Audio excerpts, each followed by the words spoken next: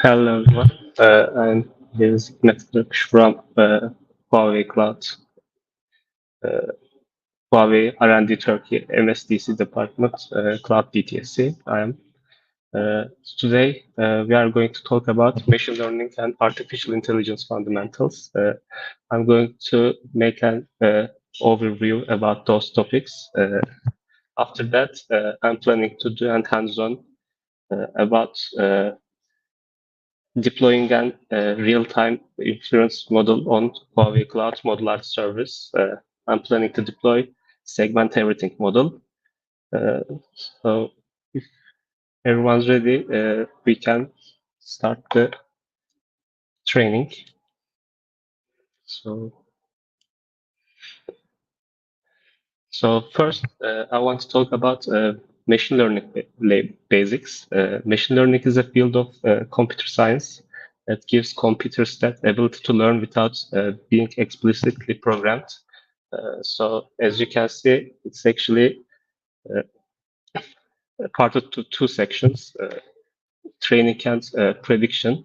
So in this example, we can see we make a supervised learning with labeled data. We train our code with our machine learning algorithms.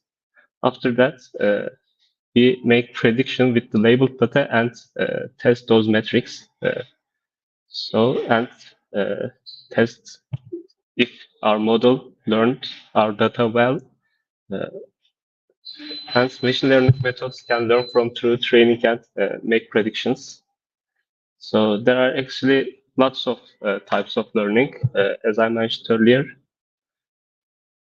Uh, at the end, I'm going to talk about Huawei services, model art service, but it's mainly going to be about artificial intelligence and machine learning fundamentals.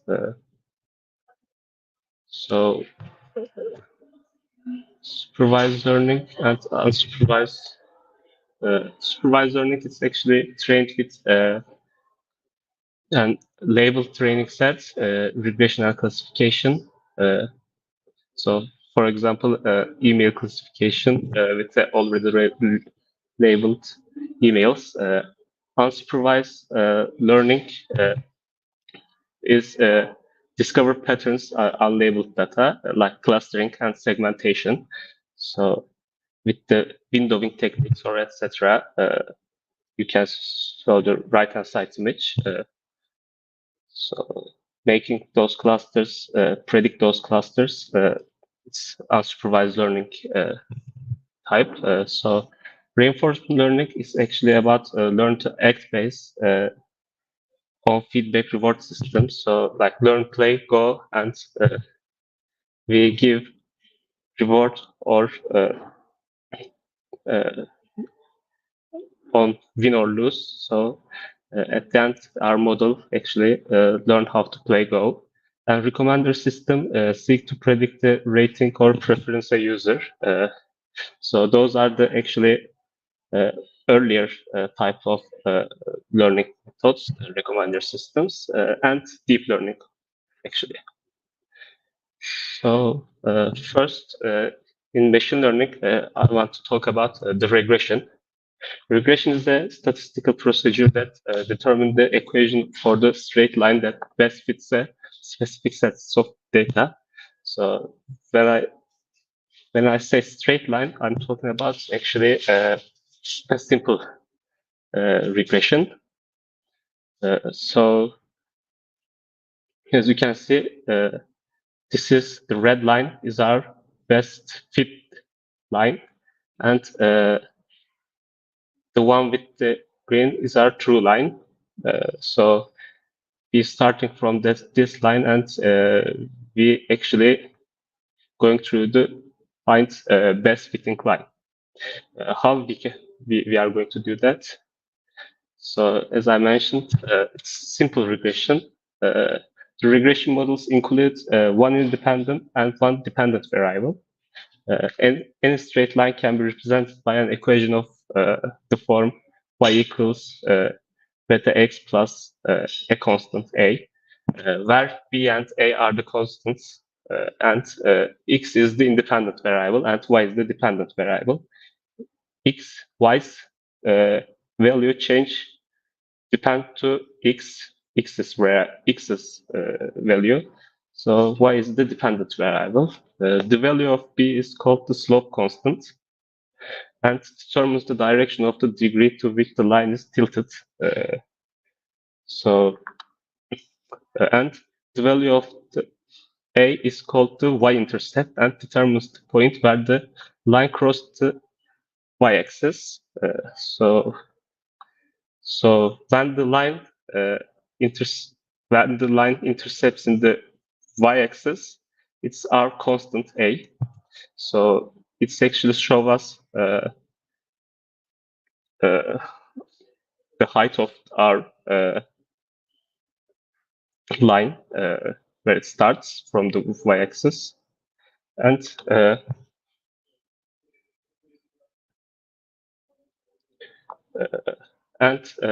actually, so when we are going to calculate this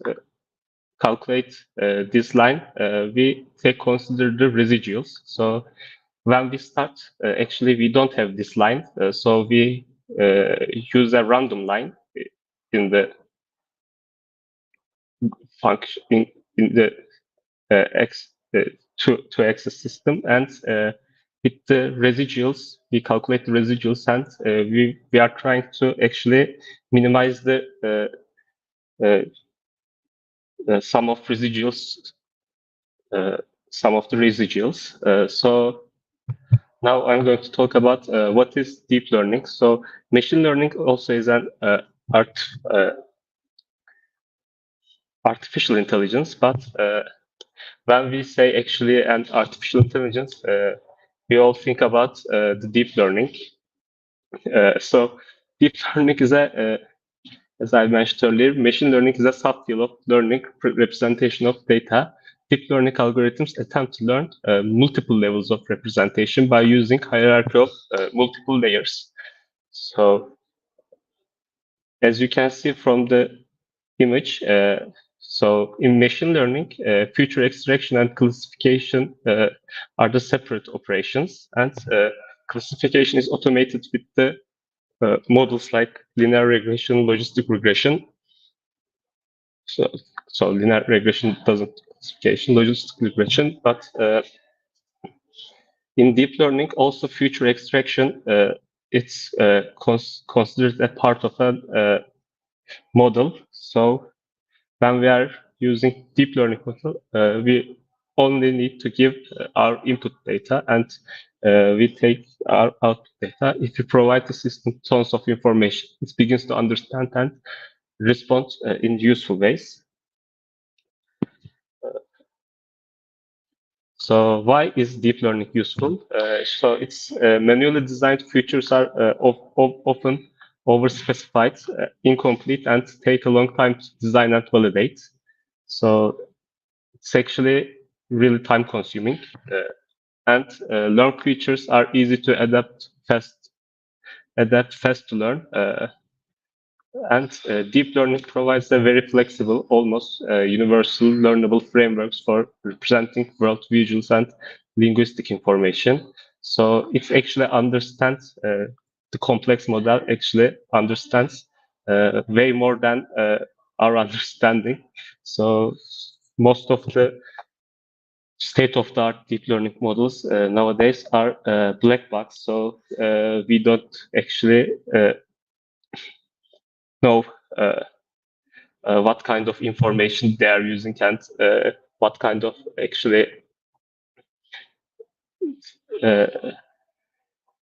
complex levels they are, and they can learn both unsupervised and supervised learning. So, and effective end-to-end joint system learning, it utilizes a large amount of training data very easily and fastly. So as you can see, the Google Trends, it's from in 2015. It's very trendy deep learning models. according to machine learning models, but machine learning models are still used in the industry. So life before deep learning actually, so when we give our input pixels to a model, we need to actually first extract handcrafted features like eyes, noses, etc. And so we make the analysis and feature extraction and concatenate into a vector. So like colors and etc. We concatenate into a vector. Then we make a linear classification support vector machines and get the answers. But nowadays, actually, we use uh, just give our input pixels and perform everything with a big neural network trained end-to-end. So we actually concatenate lots of linear classifiers. So Google Linet does that, did that, and actually just give our input pixels and we get the predictions very easily and train our model very easily. So perform enough processing so that by the time you get the end of the network, the classes are linearly separable. So as I mentioned, we just use lots of linear classifiers. So let's look at our deep learning neural networks. So we are going to actually examine the neural networks in the next slides, but I bet you all see these infographics. So we give our inputs, and after that, in each layer, we calculate our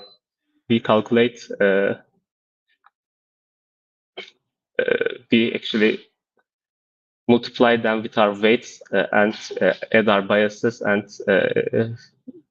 put them into our activation functions in each layer. And at the end, we make prediction, and with those predictions, actually, we backpropagate and adjust our weights in this networks most of the time. So this is actually a deep learning architecture. Artificial neural networks actually inspired from brain nature, and artificial neural networks are very core of deep learning. So most of the time, artificial neural networks is the basic steps of deep learning, and they are versatile, powerful, and scalable. So they are ideal to tackle large and highly complex machine learning tasks like computer vision tasks and object detection, etc.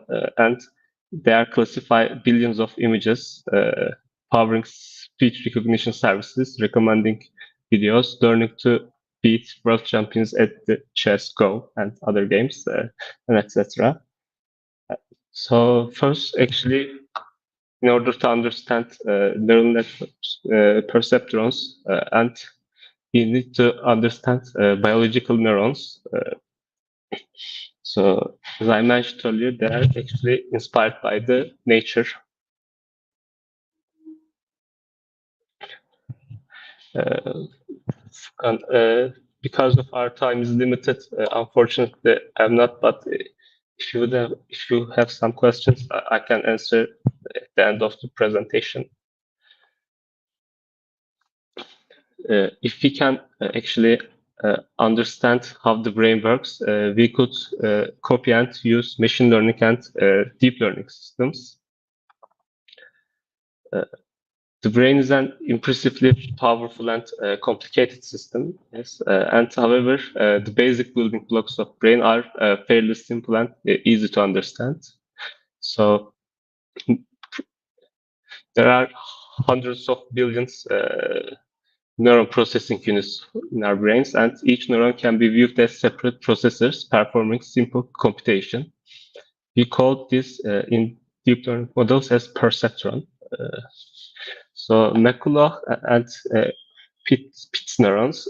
So first, in I don't remember the time, but it's mathematically modeled neurons, and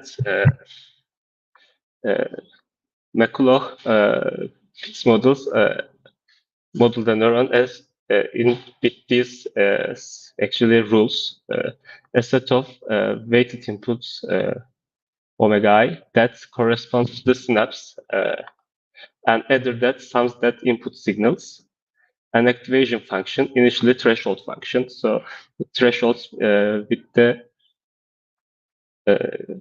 given input and its threshold the input and give the output. And it's decided whether the neuron fires for the current inputs. Nonlinearity that's implemented element-wise. Without it, two matrices could be collapsed to a single matrix, given again linear function. So when we actually implement element-wise without two matrices, it could collapse and to a single matrix, and it gives us linear function. So it's non-linear. And the Macaulay and Pitt neurons is a binary threshold device. It sums the inputs multiple byte weights and either fires or doesn't fire. And depending on whether the input is above some threshold, it's actually fire that neuron. And it's a very simple model. However, a network of such neurons can perform any computation that a normal computer can provide it, that the weights Wi are chosen correctly. So we need to choose our weights correctly. So we are going to learn how are we going to do that.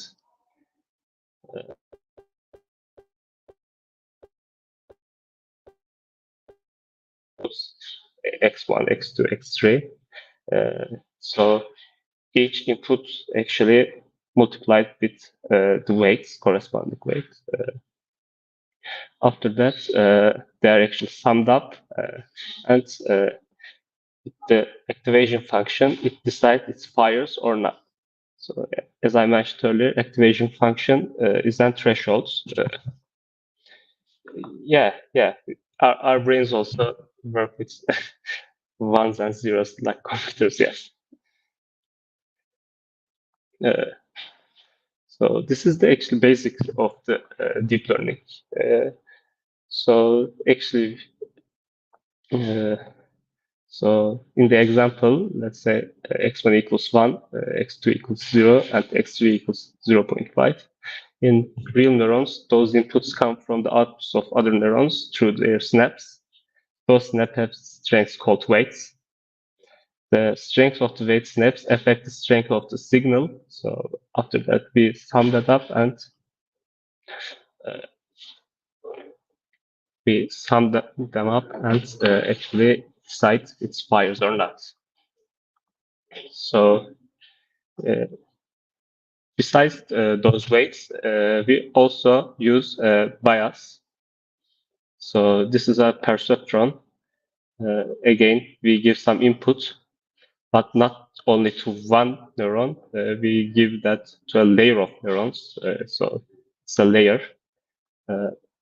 So after that, we also give a constant input, and we calculate them again.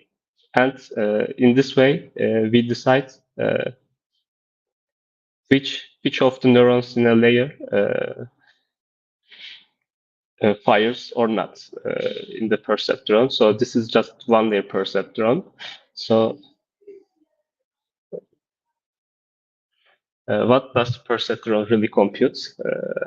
So it tries to find a straight line in 2D plane, in 3D, and hyperplane in the higher dimensions, where the neuron fires on one side of the line and does not on the other.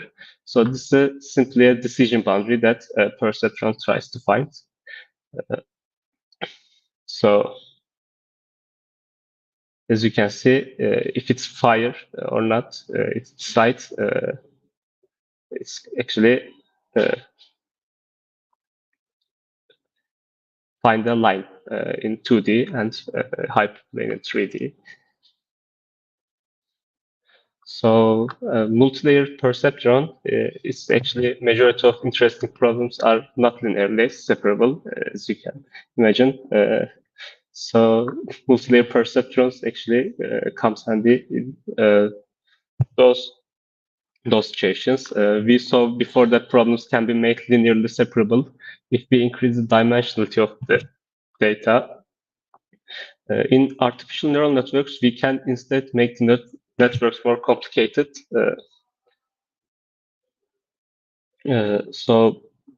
Multi-layer perceptron learning in the artificial neural networks happens in the weights, as I mentioned earlier. So you need to actually calculate those words very carefully, and we are going to learn how we are going to uh, not in actually complex format, but how we compute those weights and add more neurons between the input nodes and the outputs and get more complex neural networks. So actually add more neurons between the input nodes and the outputs, like this mentions actually the layers uh, gives more complex neural networks. So as you can imagine, just one uh, this is an neural network architecture. So it only has one input layer, one hidden layer, and one output layer. Hidden layers actually are neuron or units. So if they have neuron or units, so these are actually fully connected layers, but it doesn't have to be fully connected. Some of the neural networks are not fully connected, but these examples are two-layer neural networks or one hidden layer neural networks. And this is a three-layer neural network or two hidden layer neural networks. So deep networks typically have many layers and potentially millions of parameters. So I bet you can see some large models, and they're named like 7B, 7M, 70B. So those B's are billions and 70 billions parameters they contain. So they are much more complex than this representation. So so what are we actually trained? So we actually train our weights. So we try to calculate our weights with our data in networks. So as you can see, this is our hidden layer. So our hidden layer. So first, we give our inputs to each neuron, and each neuron actually sum that up and actually sum that up and give insight to the activation function. So it's sigmoid in this case, and it decides whether those neurons fire or not. So we are trying to adjust our weight, and in this image actually we have 4 plus 2 neurons. So these are output neurons. So we have 6 neurons, and so 3 times 4 and plus 4 times 2. We have 20 weights. So 3 times 4 plus 4 times 2, we have 20 weights, 20 weight parameters, and 6 bias terms. So we have 26 learnable parameters. So in training, we have actually, not all the time, but let's say we have some labeled page data. And first, we forward it through the network, get prediction. And with the random weights, we actually keep them forward them through the network and get predictions. After that, we actually calculate the error. So let's say our model gives us 5, and our labeled data says it needs to be 1. So we take the actually difference between the prediction and target values and calculate the cost function. So in order to optimize, we need to minimize the error or maximize the error signal. So let's assume we need to minimize it. In order to do that, actually, we need to take integral depending on them, depending on our outputs, and we backpropagate the errors. So the backpropagations gives us actually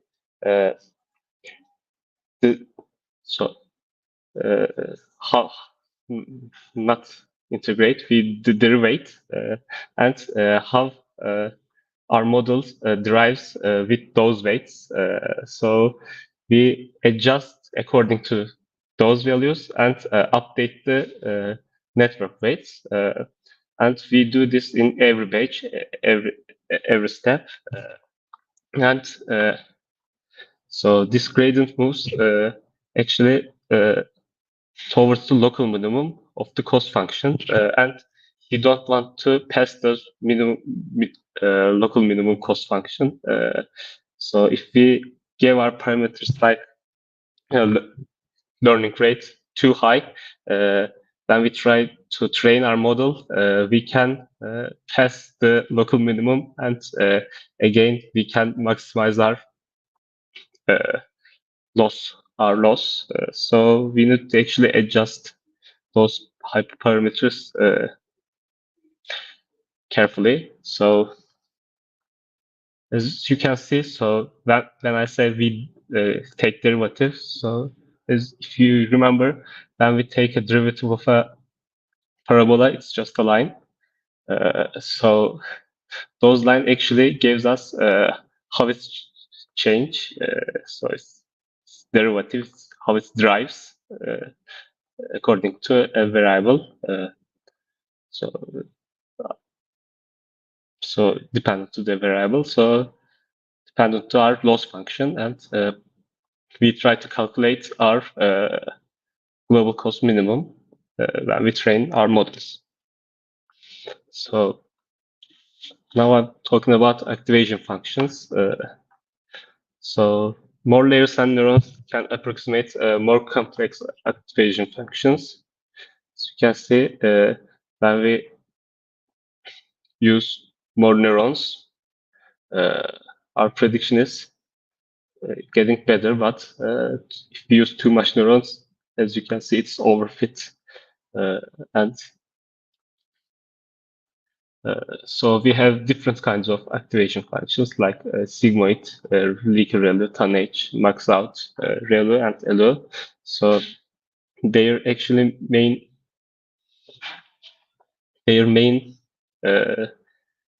target is actually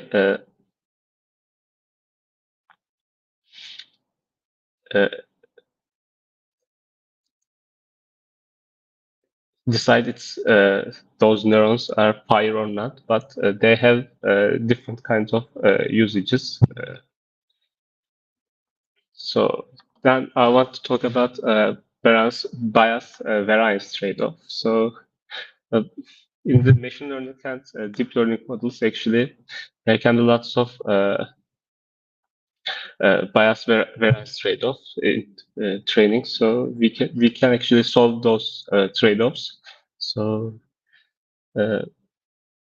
if you have high bias and low variance, as you can see, the target hit it at the same spot, but not the right spot. So this means our model is underfit and high bias, high variance. As you can see, it's wrong and it's have high variance. And so we want low bias and low variance. So and low bias, high variance is actually this is so it's actually caused underfitting and underfitting problems.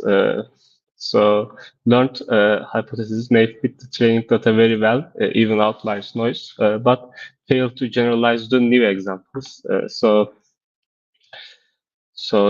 as you can see, this is actually inadequate. So it's not a good compromise. And as you can see, some of the X's predicted wrongly. So when we try to actually add some of the O's in the actually wanted training. So our X's and O's separated with the good compromise, like in the second picture. But if it's overfit, when it's new data arrived, it can't predict wrongly. So as you can see in training, if variance is getting higher of our training data set, we are more likely to overfit. And our test data's error rate is getting higher. So we don't want to overtrain our models, and also we don't want to underfit our models. So we want to sweet stop between them. So as we do you know, Huawei Cloud actually have an AI service called ModelArts. After the actually presentation, we are going to do an hands-on to deploy a segment anything model on the ModelArts service. So ModelArts actually is an one-stop AI development platform that enables developers and data scientists of any skill level to rapidly build, train, and deploy models anywhere from the cloud to the edge. And ModelArts accelerate end-to-end AI development and foster AI innovation with key capabilities, including data preprocessing, semi-automated data labeling, distributed training, and automated model building. So ModelArts actually has lots of components. XML actually it's a codeless AI application development platform service of ModelArts. So you can create your own application of models using already built models and use them. So you can do data management with the ModelArts and labeling frameworks. You can use dev environment for actually development experience and testing, etc., and simplifying the development process. You can use the notebooks instances with the dev environment, and you can make algorithm management to obtain more accurate predictions results and select a proper algorithm to train your model.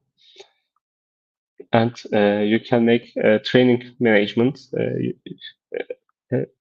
to not overfit and underfit your models, and enables you to create a training job with training status and manage job versions. You can also do versioning. Also, you can make AI application management, allows you to import all meta models, and you can deploy your services in real time or batch batch inferences. So uh, actually, our my presentations, and so you can give feedback using this QR codes. So if you have any questions, I can answer. I'll be glad if you give feedback to this training. Thank you, Abdullah.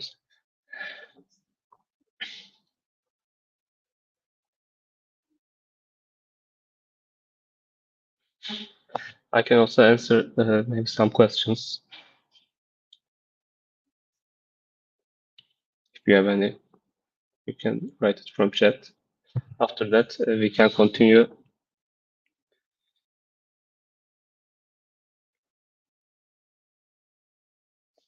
with the hands-on. Thank you, Nejat.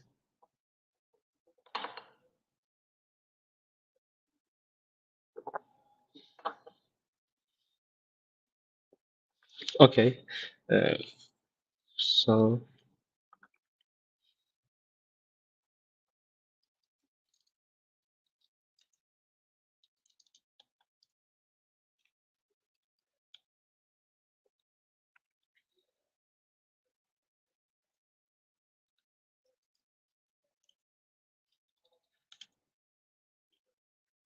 let me prepare.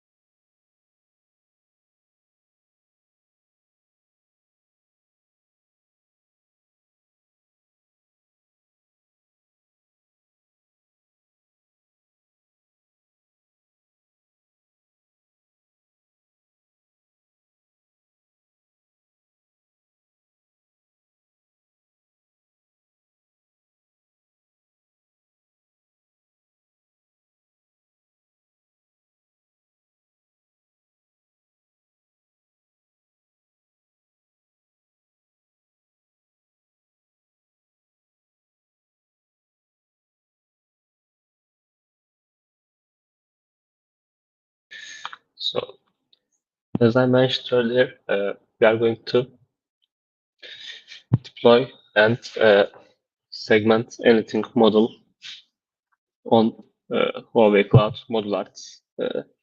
So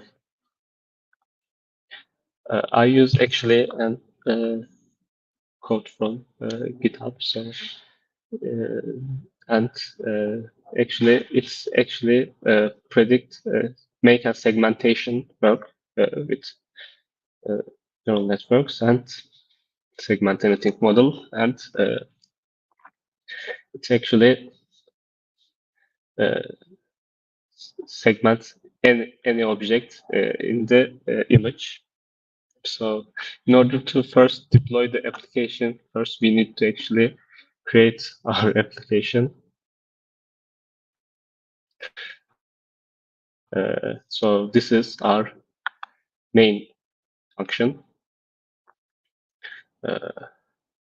And I created and test API for this model.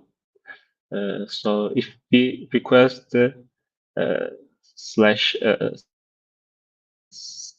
segment root path URL,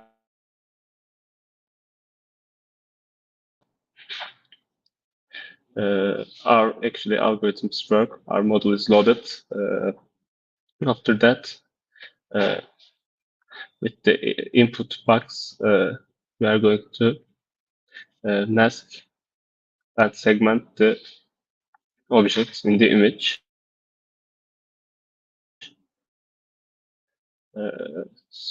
So for this model and test a Docker file.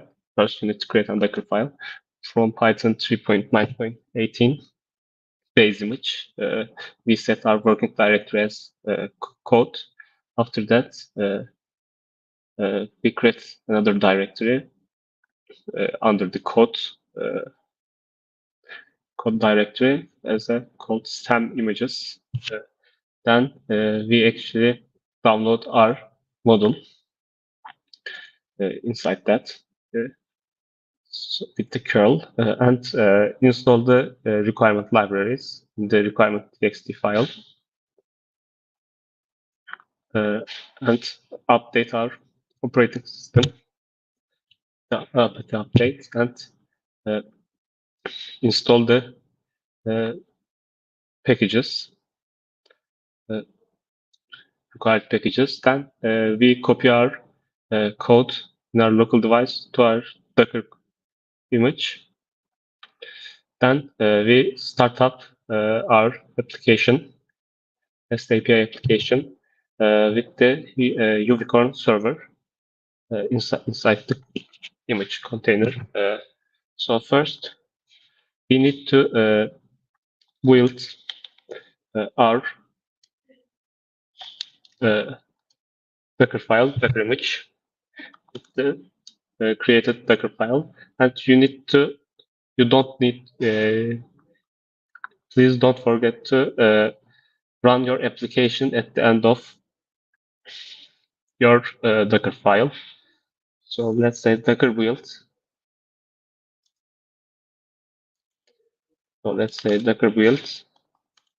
Let's give a tag called DTT demo. And we want to build in this directory. So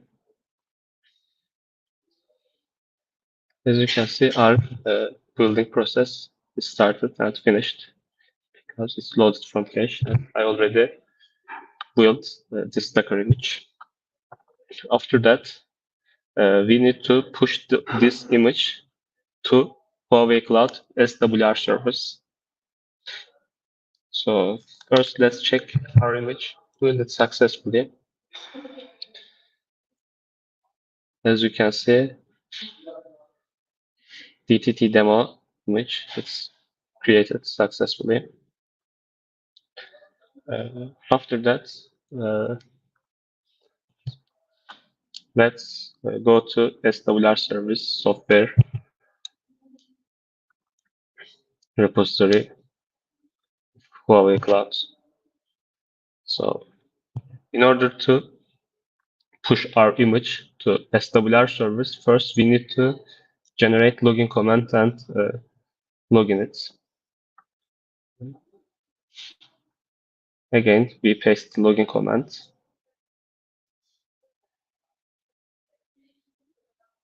Sorry.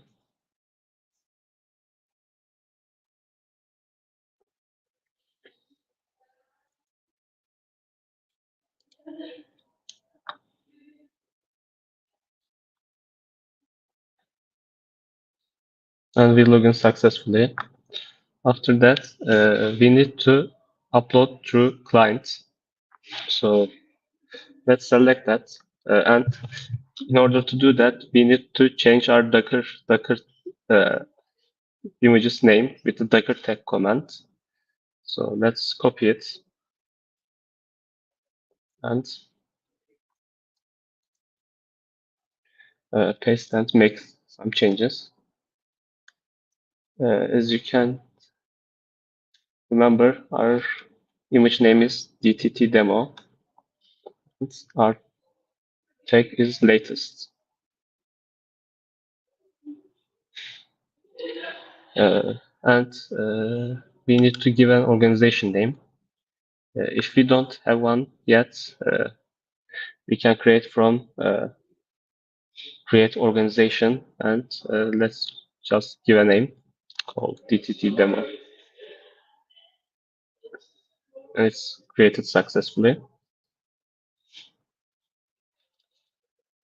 So we put DTT demo for our organization, and for our image name, I'm going to call DTT ML and give a tag version 1. So it says the latest doesn't exist. So let's check again our image name. So it's going to be latest, forget to, and T, and need to be pushed successfully. So let's check our images.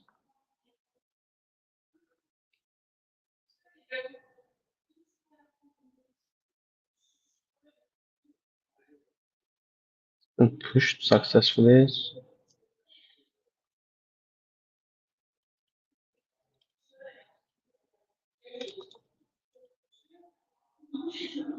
So it created successfully. After that, we need to push our Docker image. Again, we copy the new name and call Docker push and take off our image, and we push to SWR.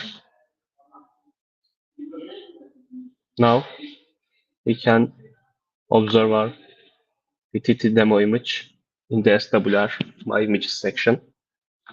So then we need to actually go to ModelArts service. Open ModelArts service from services, Huawei Cloud. In this section, we need to create an AI application first. So go to AI application page under the asset management and click create application.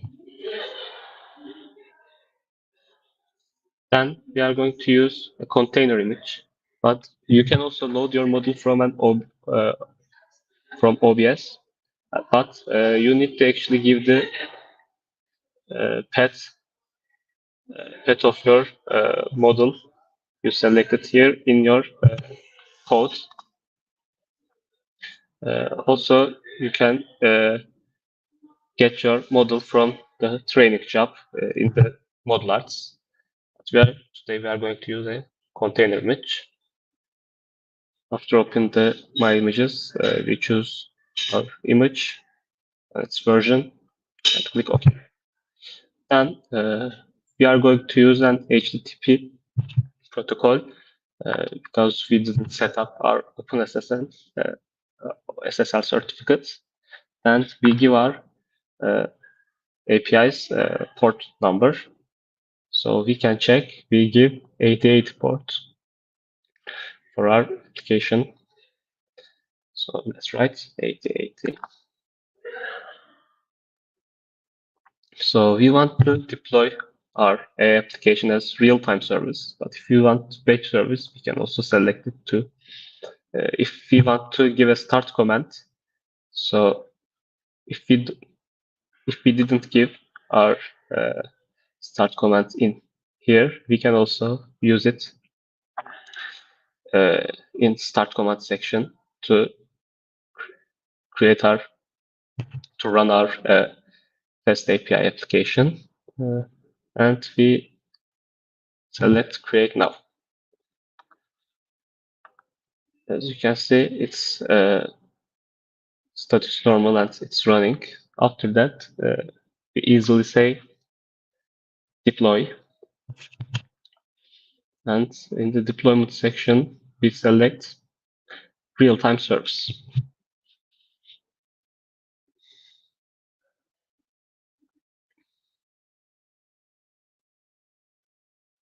So we can give our service a name. I'm going to call it service DTT. Also, we can activate auto stop. So in order to don't forget our real-time service continuously, we can give a custom or presetted auto stop, and it's after 1 hour or 2 hours or 4 hours or custom amount of hour. It's stop automatically and it doesn't charge a bill. We can also give a description to our service.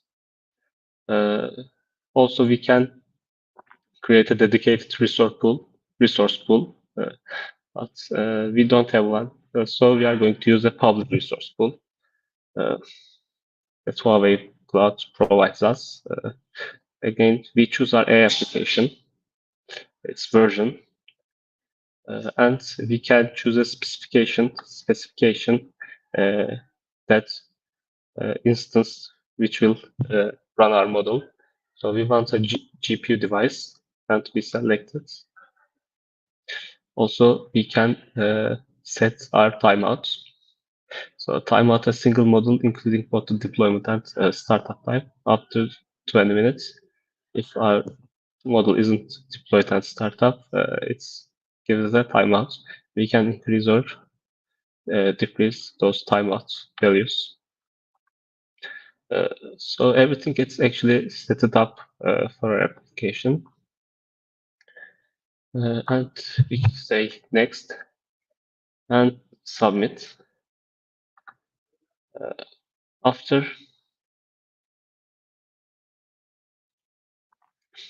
some time, our model is going to be deployed. In order to not to wait, I already deploy our model beforehand. So as you can see, we can actually send prediction with our inference code to test our model. So our model takes a base 64 image and the bounding box as a body. So I saved already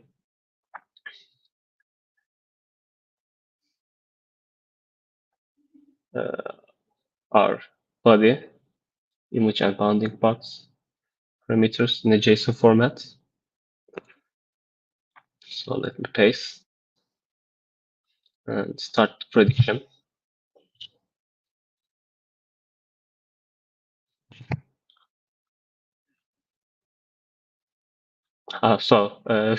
Incident request path, our request path isn't just the root. We are going to use the segment, as I remember truly. Yes, segment. So let's request another prediction.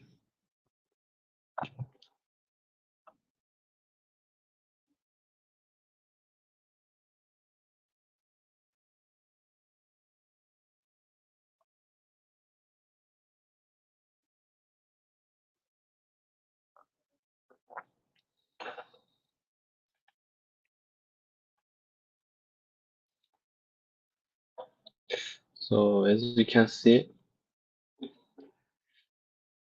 we get our encoded binary mask image. So if we decode,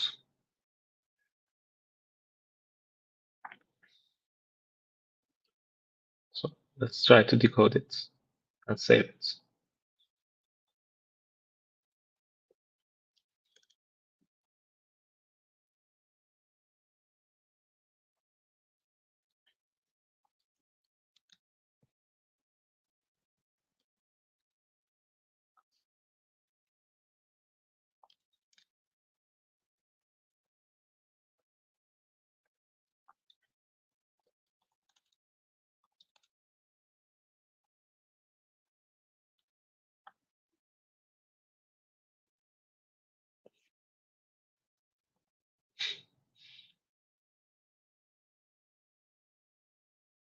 So let's copy our decoder from here,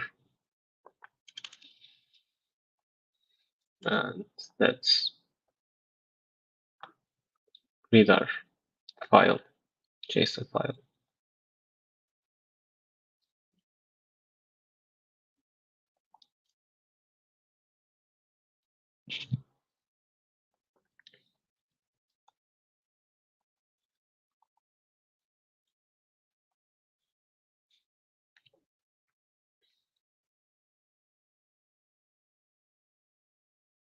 So we are going to read output.json file.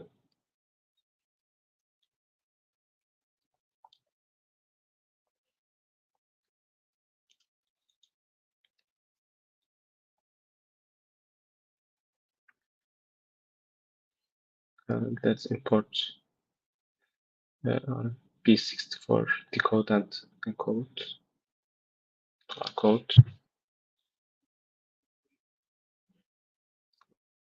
Let's run it.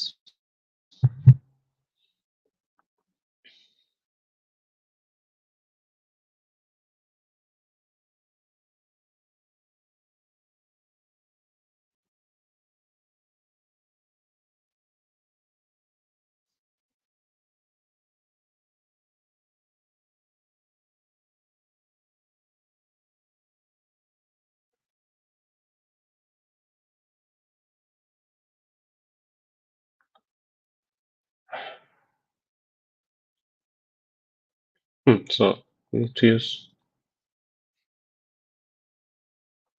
JSON.read, I think.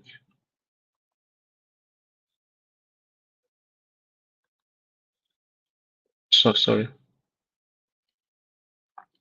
I don't.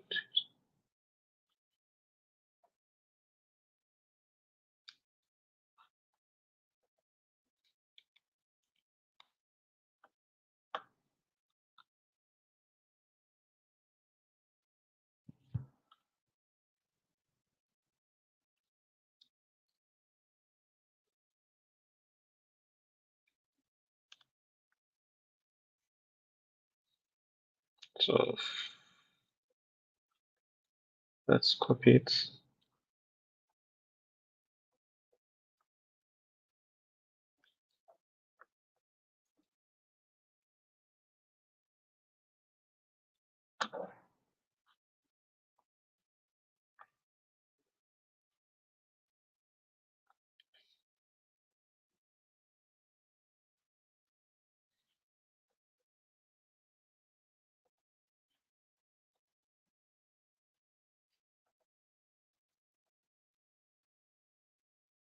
So we need to give it string format.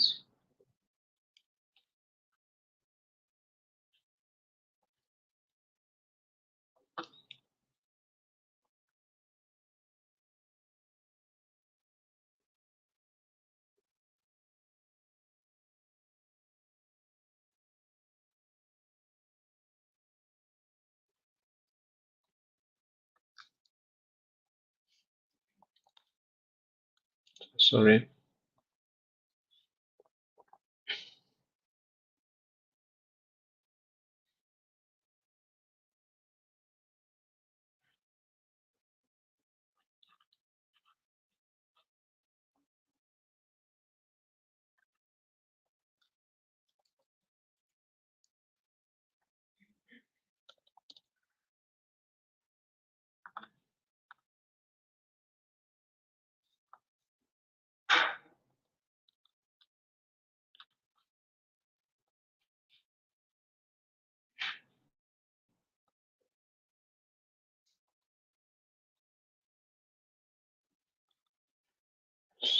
Sorry.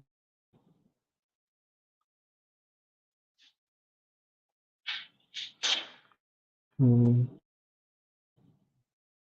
Need to uh, create JSON again. We can call this res.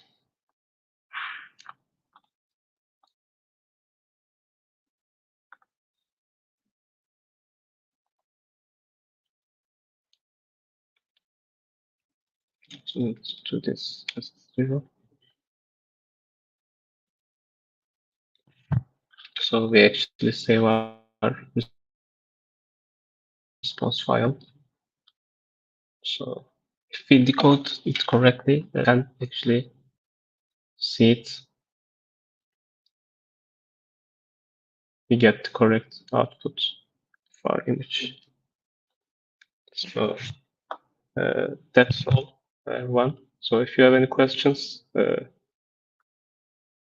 can answer them.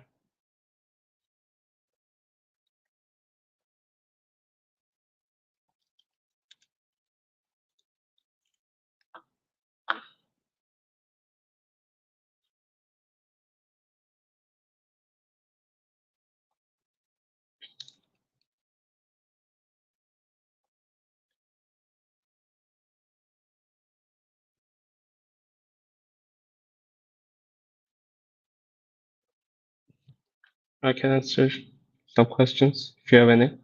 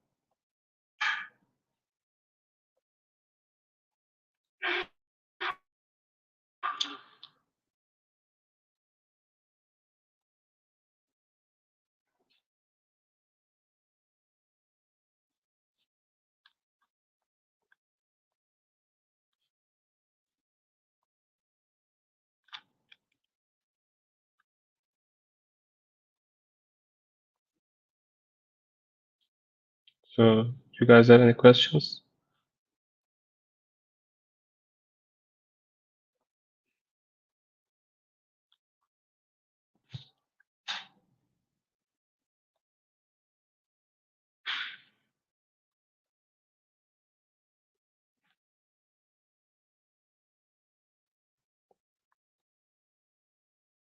You can give feedback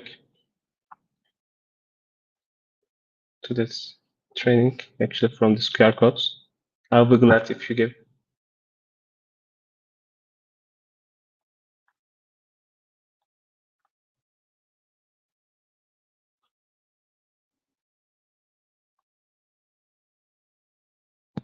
Welcome, Necati.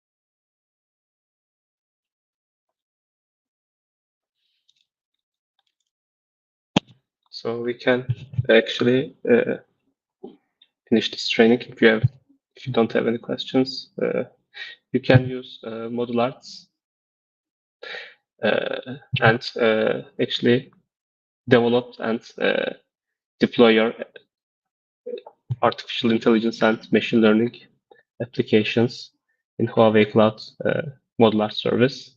So if you have any questions, you can also reach me through from LinkedIn, etc. So that's all. Take a good care.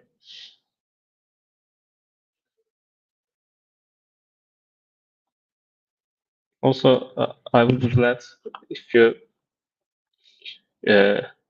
just use the CodeArts free service. So it's a DevOps service of Huawei Cloud, and uh, so it has a freemium version of it from your Huawei Cloud account. You can go to CodeArts service and get an free subscription. So it's all free, and you can actually use it for combining machine learning and AI with an and create your maybe MLOps project. So if you go to CodeArts service, if you don't have any, you can just get an free one and subscribe to it. So have a great day.